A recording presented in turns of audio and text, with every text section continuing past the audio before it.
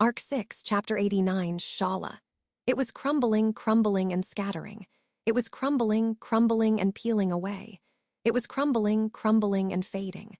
Crumbling, crumbling, crumbling, everything was becoming distant and shimmering. The scene changes. Outside the tower, a stampede of countless Majus was overcome by the fierce fighting of the Majus enchantress. On the second floor, Reed Astrea, who had possessed Roy Alfred's body, was defeated. On the fourth floor, Rybating Katos, blasphemer of fate and infamous Archbishop of Sin, was defeated. On the first floor, the still unknown test was overcome by Emilia's courageous fight. Regarding the conquest of the Pleiades watchtower, the various difficulties that had been set in their path were overcome. This happened because they worked together, trusted each other, and joined forces. As Emilia would say, it was the result of everyone getting along. Thanks to this, they managed to get this far. So now, if we don't all win together, it won't mean anything. Emilia said as they were on their way to the Pleiades watchtower. They hadn't come to lose anything, but rather to recover what had been lost. As they agreed with her, everyone had to return safely from the sea of sand. Even if the number of people increased on the way back, it didn't matter. Subaru, Emilia, Beatrice, Ram, Rem, Maylie, Anastasia, Echidna, Julius, Patrash, and they could even add Shaula. No matter how noisy and annoying the return trip was, it was no problem. Julius. Go! Of the two spirit knights standing side by side, Julius took the initiative, as usual. Julius summoned Kua back, temporarily ceasing the healing she was providing, and enveloped himself once more in polar aurora with the help of the 6 spirits. The effects of Corleonus made it clear that, in exchange for the expressive increase in the light of his odd, it placed a substantial burden on both Julius and the spirits. He was playing very cool. But from the beginning, no one intended to fight for long. Julius, a short and decisive battle. Julius, leaving a rainbow in his wake, ran across the sand as if flying. He closed the distance between them in an instant, and his blow approached the crimson scorpion. The scorpion detected the attack with its fierce compound eyes and repelled it with its enormous claws and caudal stinger, which raged like a storm. However, the scorpion's carapace, struck by the rainbow sword blow, released white smoke at the momentary touch. She melted. Julius's attack, transformed into a rainbow, constantly activated the Alclarista, the magical sword coated in polar aurora, making even the protection of blocks inadequate. Furthermore, the rainbow light enveloping her body was not merely for show. Shaula, the crimson scorpion's tail stinger, fired at point-blank range, which had killed Subaru more than 10 times and was the deadly piercing strike that also caused the deaths of Emilia and Julius. The Hell's snipe was not repelled by Julius's sword, but rather deflected by the polar aurora's defense. The aurora that thinly coated Julius's body applied the concept of magic known as alclauseria and created a rainbow barrier. In other words, it was a fusion of attack and defense, generating a swordsman of immense dimensions who deserved to be called the Rainbow Spirit Knight. Shaula, KHRRGH, the Crimson Scorpion, unable to land its deadly attack and with its defense breached, was in a miserable situation. However, as the star guardian of the tower for 400 years, the giant Maju also possessed its determination. Its red carapace shone more intensely. The heat produced was released by its enormous claws, and it struck Julius tremendously, throwing the Rainbow Knight far away. The enormous claws held an intense heat that distorted the air around the Crimson Scorpion with its astonishing firepower. Enormous, scalding claws. If Subaru were to give them a name, it would be Jesus Scissors Hellfire form. The idea of introducing a new technique to intentionally liven up this final battle was admirable, but he didn't want to reflect on the pros and cons of the enemy they were facing developing. The antagonist emerging from their shell and evolving was something he didn't want at this point. Beatrice, Minya, the enormous red claws, which swept through the air aimed at Julius, were stopped by purple arrows. Subaru didn't have enough strength to interfere in the epic battle between Julius and the Crimson Scorpion on his own. With Julius being aided by Beatrice's interference, Subaru was looking for his own opportunity. Subaru, while carefully positioning himself to avoid collateral damage, Subaru glanced quickly at the surface of the sand, swept by the swirling dust from where the hordes of Majus had been driven away. In the environment of these Augria dunes, the damage and precautions the Majus had inflicted on Subaru and his friend's journey were significant.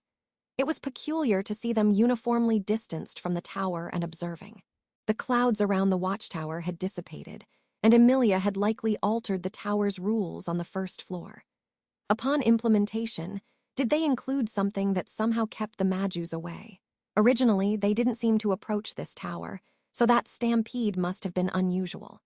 In any case, without the Majus' interference, the situation was favorable for Subaru and the others, who wanted to restore the Crimson Scorpion, Shaula, to her senses. Beatrice, Subaru, ah.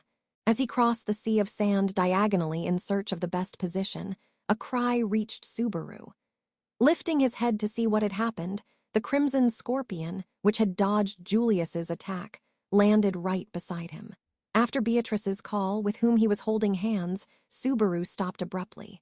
However, the Maju's tail swung in a motion like brushing away an insect, and he felt death in that blow. Subaru. Determination. Beatrice. Murak. Subaru and Beatrice's judgments aligned. She made gravity lighter, causing them both to float like cotton candy. At the same time, the whip launched by Subaru caught on the base of the Crimson Scorpion's tail. In the next instant, both were launched into the air at high speed by the force of the moving tail. Subaru. Wah! Beatrice. Booyan. Instead of being thrown far away, they were hurled to the ground. Just when they thought they were levitating, Subaru and Beatrice's bodies sank into the sand. Although they had become as light as cotton candy, the power and momentum would have shattered them if they had fallen on hard ground. Fortunately, they fell on the sand, which only took their breath away. Julius. Give up chasing them. Shaula. KHHRRRGH. The Crimson Scorpion targeted Subaru and Beatrice, still buried in the sand. However, the rainbow's light intervened, disrupting the attack and continuing the battle between scorching heat and polar aurora. The light scattered, splitting the sea of sand and creating gusts of wind under the clear sky each time. The destructive force was balanced, with Julius having the speed and the Crimson Scorpion the resistance. Without a decisive blow, it was quite possible that they would be overwhelmed by the time limit at this rate. Subaru. Damn it, we have to do something. Beatrice. We really need to find a way to victory. Subaru and Beatrice emerged from the sand at the same time and spat in the same way. While fighting back tears, they searched for a way to get Julius's rainbow and their voices to Shaula. There were 3 possibilities they wanted to cling to. Julius awakening even more and easily defeating the Crimson Scorpion. A victory, albeit an irritating one. Subaru and Beatrice completing a new technique that would defeat the Crimson Scorpion. A team victory. Emilia suddenly descending from the sky and harmonizing the world with her cuteness, peace, and love. Subaru. I was more hopeful for the third one than the first, but, as I said before, I didn't trust in an awakening of my own, nor did I expect Emilia to magically appear there at the right moment. That being the case, the most promising bet would be Julius's strength increasing dramatically, but Subaru. He already did it once. Expecting it to happen again is asking too much. The battle between Julius and the Crimson Scorpion continued at a speed that Subaru's eyes couldn't keep up with. As he watched the scene of destruction that could indirectly burn him if he got closer, he searched for the next move. In the end, he had no choice but to fight using all the cards he had. So, at least, don't forget to notice the cards you have and be Natsuki Subaru until the end. Subaru. Think. With his mind working at full power, he pulled out something real that wasn't an optimistic hope or a fantastic dream. As he rummaged through the cards he had, Subaru realized there was one last card left that he hadn't played yet. Subaru. Biko, Beatrice. She thought of something, I suppose. Beatrice responded to Subaru's call as if she had been waiting for him. Feeling fortunate to have been blessed with a partner who understood him so well, Subaru took her small hand again with a and nodded vigorously. Then Subaru. Let's use all the power of this journey. The scene changes. It was crumbling and scattering. It was crumbling and peeling away. It was crumbling, crumbling, and fading. Crumbling, crumbling, crumbling. Everything was becoming distant and shimmering. Instinctively, he repelled the rainbow light that violently passed before him with his arms. The bright red claws on his two arms concealed a fiery power capable of burning anything. Be it stone or steel, it was guaranteed to cut through it as if it were butter. Wow, I have absolutely no idea what butter is. While talking about things he only knew superficially, he pursued his glittering target. However, being in the vastness of the sandy sea, as there were no obstacles, he couldn't quite corner it. In places where there was nowhere to hide or in long-range combat, he was unbeatable. Since snipers are always alone, right? This was another piece of knowledge he had heard about. Snipers equals sharpshooters who waited patiently until they could take down their prey, it seemed. So he waited. With his pride as a sniper on his chest, he continued to wait. Observing from afar day after day, watching those who came to the tower, he continued to wait. There were rules that bound him to this tower. Sometimes he found them irritating, but he also felt that, without them, his forgetful mind would have immediately forgotten many things. Of everything, whether it was the days they walked and talked and spent together, or the thoughts they shared. Ah, that's awful, isn't it? Everything was leaving him behind. He would wait forever if asked to wait, but because he was waiting, he wanted them to return. For as long as they returned, he could wait forever. Therefore, I was very happy when the master returned. Because everyone had left. I'll be back, could she trust those words? She was left wondering. Was she waiting to believe, or was she waiting out of sheer habit? She didn't know the answer to that either. She hadn't even thought about it. Nor did she need to, because before it faded into oblivion, the promise was fulfilled. I am a lucky person, master. Therefore, I didn't want him to leave. It would be good if he could stay here forever. He wasn't alone anymore, so he could finally stop being a sniper, and he thought he deserved a reward for it. Oh, being left behind is awful, master. I want to be loved too. Because everything was leaving him behind. This time he wanted to follow him wherever he went, for as long as he needed to. So, I want you to love me. Master. The scene changes. The crimson scorpion's carapace trembled, and its light intensified even further. One might think it was a more pronounced reaction of the attack coloring, but Subaru saw something different. It was as if that bright red color was the result of Shaula's cries and screams. The being named Shaula, who for 400 years had imprisoned her own emotions, obeyed her instructions, and confined herself to this tower, was bursting with overwhelming feelings and shining brightly. Red was passion, red was intense emotion, red was the color of irrepressible love. The crimson scorpion shone red because Shaula surely loved someone and desired to be loved. Subaru. That's why they say Scorpio women are intensely loving. Subaru yelled loudly, kicked the sand, and hurled his whip using his shoulders broadly. Shaula. The treacherous crimson scorpion had his back to him, fighting Julius. I know you're busy and I apologize for that, but the master you're so fixated on is right here, he said, his whip blaring. When he asserted himself over others, he was irritating and insensitive, but Subaru. Seeing you so crazy about another man deeply disturbs my masculine heart. Beatrice. Even if it was Subaru, that comment was despicable indeed. With his back being pushed by Beatrice's stern reprimand, who was perched on Subaru's shoulders, the whip he launched hit its target, wrapping beautifully around the base of the crimson scorpion's tail. However, it would be no different from the situation in which they were thrown and buried in the sand. The crimson scorpion, perhaps due to the overly easy tug-of-war of just moments before, had also focused its attention on Julius, leaving Subaru and Beatrice in the background. Subaru and Beatrice were weak. That was the perception they would use to their advantage. Beatrice, Elvita, Subaru, goo. Beatrice recited a spell, and its effect fell upon Subaru's body, sinking both his feet into the sand due to his incredible weight. Elvita, which increased the effects of gravity instead of reducing them like Murak did, boosted his weight to the level of a top-division sumo yokozuna and counteracted the crimson scorpion's tail. Still, of course, it wasn't enough. Even with a slightly increased weight, Subaru still weighed at most about 100 kilograms. far from rivaling Shaula's monstrous strength, who could easily pull even a dragon chariot. Then, "Subaru, this is your moment to shine. Go for it," he yelled as he buried his feet in the sand and channeled his strength into his arms. In the next instant, Subaru's body, almost pulled by the force of the crimson scorpion's tail, remained on the ground. The reason was clear. The force with which they pushed each other was balanced. Between the crimson scorpion and Subaru, no, Subaru and company. Japanese letter ahead of Subaru, who stood firmly in place.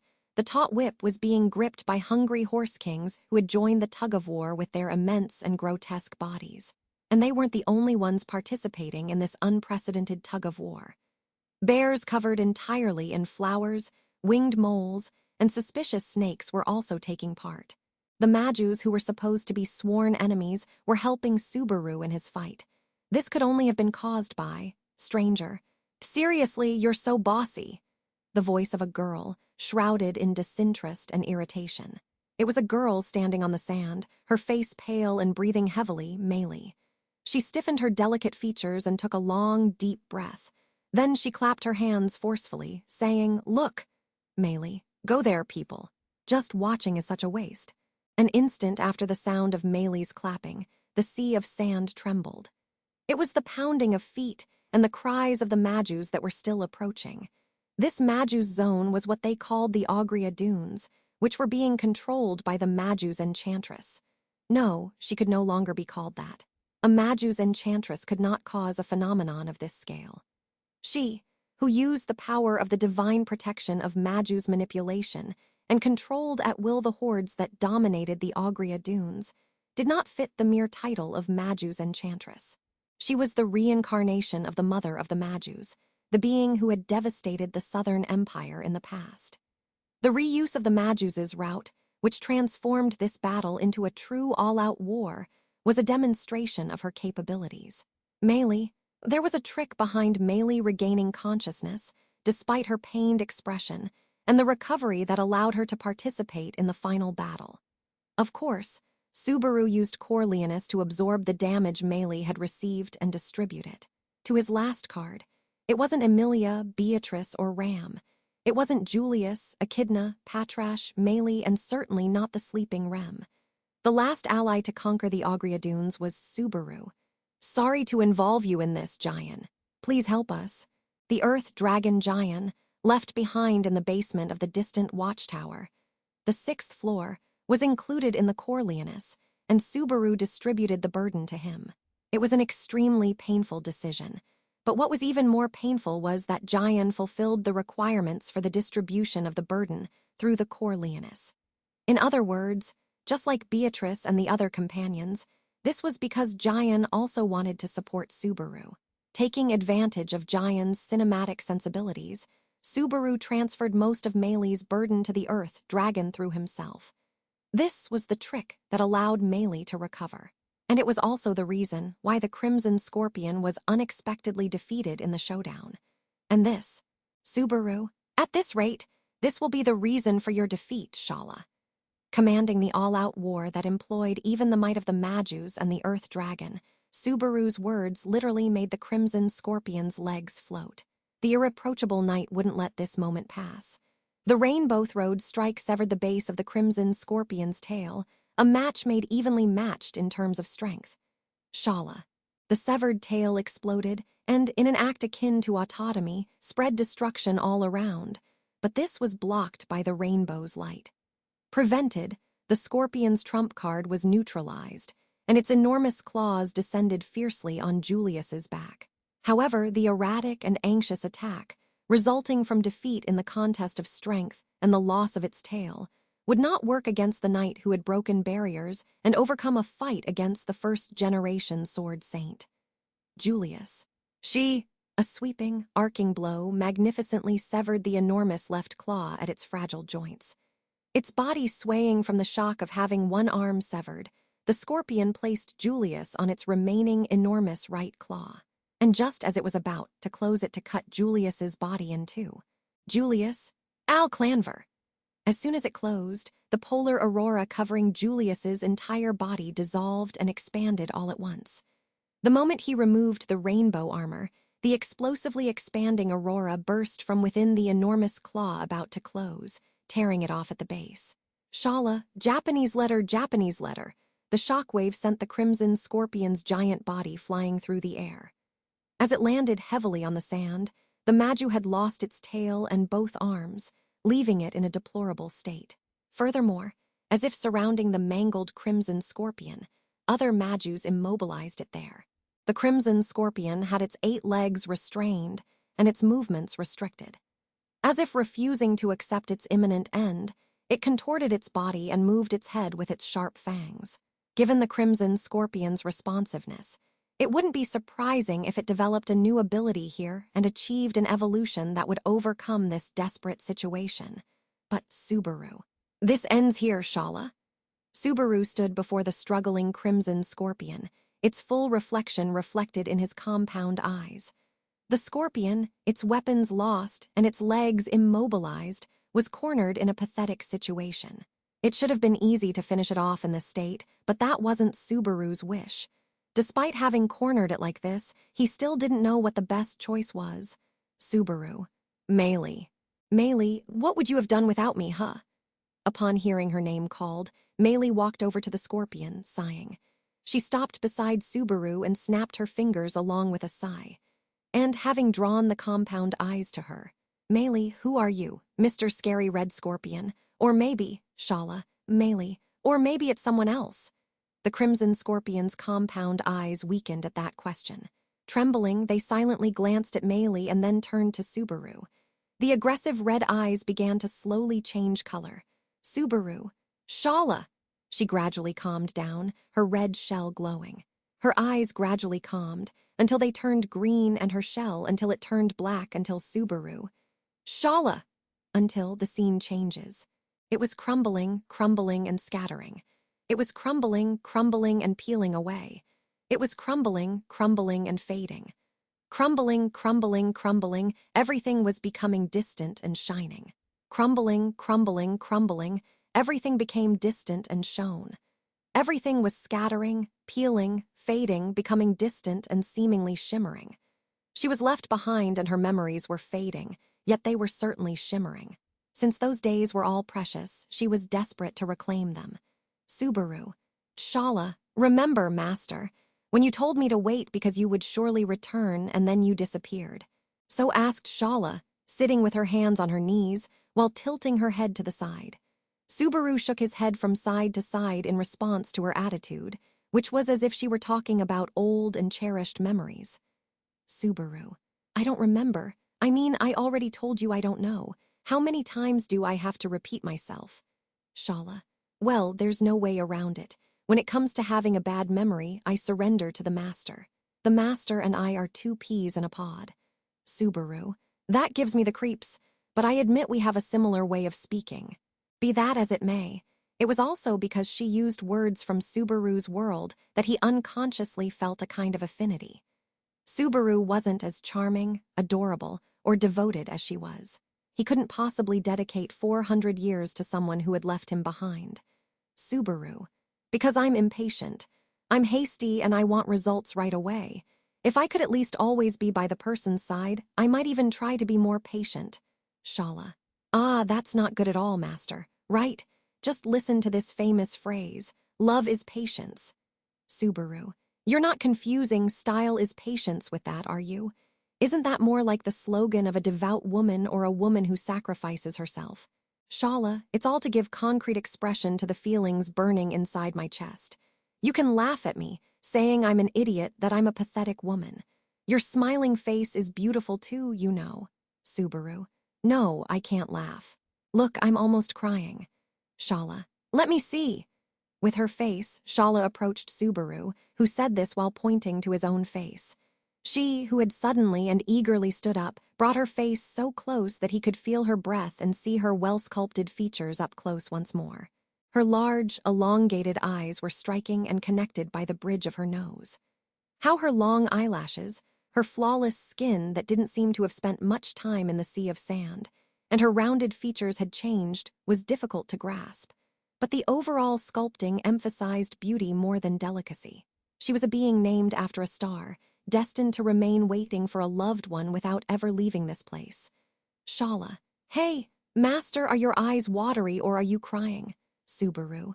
Your master is a jerk. I'd love to punch him myself. Shaula. And I'm just going to have to watch with my feelings completely confused. What kind of situation is this, master knocking out master? Wow. Subaru's lips trembled and he closed his eyes tightly. Something warm rose, forced its way out through his eyelids and trickled down his cheeks. Shaula, seeing the transparent tears, murmured a small "oh dear." Again and Subaru. Like a surprise attack, a damp sensation touched Subaru's cheek, whose eyes were closed. When he opened them, he saw Shaula's face slowly receding. Smiling mischievously, she placed a finger to her lips and glimpsed her red tongue. Shaula, the master's fluids are both salty and sweet. Subaru. What a way to talk. Shaula. The way I speak won't change a thing. My feelings are expressed with my whole body and soul. Master, I love you. She said, I love you like that repeatedly.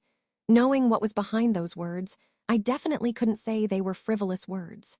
Shaula would say, I love you like that at every opportunity because her love overflowed. Because words she had wanted to say for a very long time overflowed from within her. For 400 years, her feelings, which continued to desire to love and be loved, Shaula. I love you, master. Subaru. I'm not going to say I love you. Shaula. I know, because the master is cruel, shy, and embarrassed. But I like that too. I'm hopelessly in love, only you. Subaru. Time had left her behind, and the role she played constrained her body like a chain. When she almost hurt the person she loved, she cried and begged for death.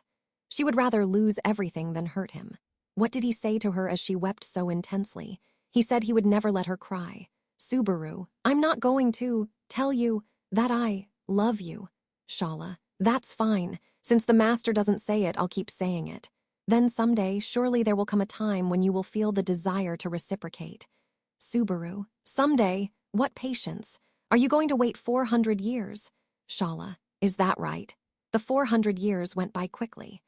She, with a mournful voice, screamed and cried that she had been waiting all this time. She, abandoned by the flow of time and imprisoned by her affection, cried out that she had been lonely all this time. The present self had no way of knowing that a world existed in which she had expressed her feelings. Therefore, hidden behind the seemingly indifferent attitude, how much did her emotions truly torment her heart? He promised he wouldn't make her cry, and he still intended to keep that promise. Soon, he wanted her to cry. He wanted her to cry and then complain that it wasn't enough. If she cried and cried and cried and screamed and cried without stopping and collapsed from crying so much, Natsuki Subaru, who wasn't the master or anything, would do everything to stop her tears with all his soul. Even so, Shaula. 400 years seems like the day after tomorrow. Without showing any trace of the crimson scorpion, only those of a beautiful girl, she smiled. So beautiful that she captivated unconsciously and so ephemeral that it was as if she would dissolve if touched. Shaula blushed slightly. Her pale cheeks flushed slightly. And with the face of a young woman in love, she continued with a because. The love-struck young woman continued with a because. And, Shaula, I even loved the time I spent waiting. Subaru, Shaula, hey master, so someday again, the scene changes. It was crumbling, crumbling, and scattering. It was crumbling, crumbling, and peeling away. It was crumbling, crumbling, and fading. Crumbling, crumbling, crumbling, everything was becoming distant and shining. Crumbling, crumbling, crumbling, everything became distant and shone. Subaru. Shaula! As it crumbled, part of the shell broke off and turned to dust beneath the sand. Not confined to just one area, it spread to all the areas where the shell was breaking off. The tails severed off, the claws separated, the various paws being held by the Majus, and even the head being embraced by Natsuki Subaru, all of this. Beatrice, she fulfilled her duty, I suppose. Beatrice said in a low voice to Subaru, who was trying to gather the gradually diminishing presence in his chest. The spirit, with its graceful appearance, gazed sadly at the Maju. No, at the fellow being who, like her, had sacrificed himself for a duty imposed by fate, who was weakly fading away. Beatrice's words were something his brain refused to accept, but he knew instinctively. This wasn't death. She was tasked with being the star guardian of the Pleiades watchtower, and when this day arrived, which sooner or later was bound to come, her inevitable end came. Subaru, in that case, if they hadn't come here, would she have stayed forever? In this sandcastle, always waiting for someone who would never return. Julius, Subaru, you should be aware that this assumption is an insult to her. Subaru, Julius, and what you should do is not regret it. Thus spoke the knight, his sword already sheathed and his clothes stained with blood and sand. Implacable, yet utterly truthful. Subaru gritted his teeth, hid the hatred he felt at this truth, and exhaled. Then he hugged even tighter the one who had been alone all this time. To her, who had spent so much time left behind in this place with no one. To those who had best kept her company as she slowly, and no longer alone, departed. Subaru, Beatrice, Julius, and Meili. There were faint traces of someone running from the watchtower in the distance. The companions who were in the tower. They were all gathering for her, who had spent all this time alone. But for me, the master alone would have been enough. He imagined her saying those unlovable things, and with that came the tears. They slowly streamed down Subaru's cheeks, and the Maju's fangs gently touched them. With sharp fangs that could destroy anything, she touched Subaru, who should have been the most fragile at that moment, as if not to destroy him, as if to offer affection gently, gently. And then, the arms that had embraced her suddenly lost all feeling for her. Crumbling, the crimson scorpion's carapace lost its mass, shattered, and turned to dust. Subaru opened his mouth wide as the black dust danced across the sand. Subaru. Shaula, yes, master. Subaru. Shaula, Shaula, Shaula. Did you call me master? Subaru. Shaula, Shaula. Wow, being loved so much by the master leaves me completely at a loss for what to do. When he closed his eyes, his ears recalled her voice answering his calls. Even so, she was no longer anywhere. Subaru. Ah! Subaru was crouched in the sand, digging through the sea of sand. Someone's voice reached his eardrums. He didn't know whose it was. Without time to check, Subaru simply lifted his face as if drawn in and widened his eyes. The sandy ground covered in black dust trembled slightly, and something emerged. A small creature, about the size of a palm. It dug into the sand with its 2 claws and skillfully pulled its body out using its tail. It was a small creature with a red carapace. She approached Subaru, who was kneeling on the ground, and gently touched his sand-covered hand. This simple gesture of contact seemed to leave traces of that enchantment. The scene changes. It was crumbling, crumbling, and scattering. It was crumbling, crumbling, and peeling away. It was crumbling, crumbling, and fading. Crumbling, crumbling, crumbling, everything was becoming distant and shining. Crumbling, crumbling, crumbling, everything became distant and shone. Everything was shining because you were there. Shaula, 400 years seems like the day after tomorrow. Shaula, because I loved even the time I spent waiting. Shaula, hey master, so someday again. Shaula, I wish we could meet again someday. Shaula, now it's the master's turn to wait for me. Instead of being the woman who goes after him, I am the woman who is followed. Shaula, master, that is a very important promise. Shaula, this time please don't forget. Shaula, master, I love you. The scene changes. Subaru, you're an idiot. With a trembling voice, Subaru murmured, how could I forget? Then he picked up the thing that tickled the back of his hand and wrapped it around his hands. Accepting it as if ashamed, the tiny scorpion trembled. His shell was red, so red it blinded the eyes, a vivid red. That was the color of love, which could not be faded even after 400 years.